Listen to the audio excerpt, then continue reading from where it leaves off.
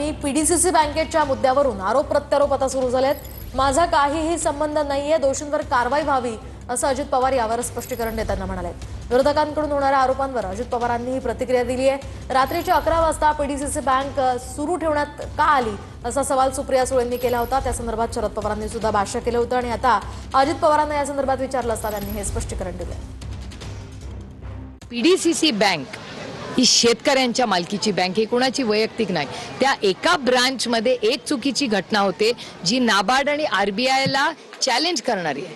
त्याच्यामुळे मी कालही म्हणले की SIT झाली पाहिजे. हे कोणी कृती केली मला माहिती नाही, पण ज्यांनी कोणी केली ही चुकीचीच आहे. त्याची बँक उघडी का राहिली, तिथे कोण होतं, त्याचे सगळे व्हिडिओ आणि ऑडिओ हे 100% असतील. हे पोलीस आणि SITनी चेक केलं पाहिजे, कारण का हा सहकार चळवळीवर हा धब्बा आहे. नाबार्डनी ह्याची इन्क्वायरी करावी आणि कुठेही देशात सहकार चळवळीची ह्याच्यामुळे बदनामी होऊ नये.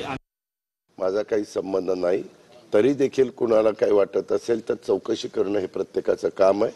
चौकशी करावी, जे कोणी दोषी असतील त्यांच्यावर कारवाई करावी.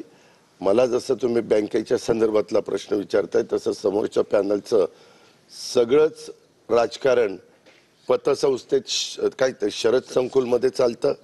त्यांनाही कायद्याने ती पतसंस्था आहे, सहकारी नियमाने तिथं पतसंस्था आहे, विकास सोसायटी आहे, दूध सोसायटी आहे. 3 संस्था असताना तिथं तर कुणाला बसताही येत नाही. मी पण म्हणजे माझ्या कार्यकर्त्यांनी तक्रार केली असती तर तिथंही त्यांनी सील ठोक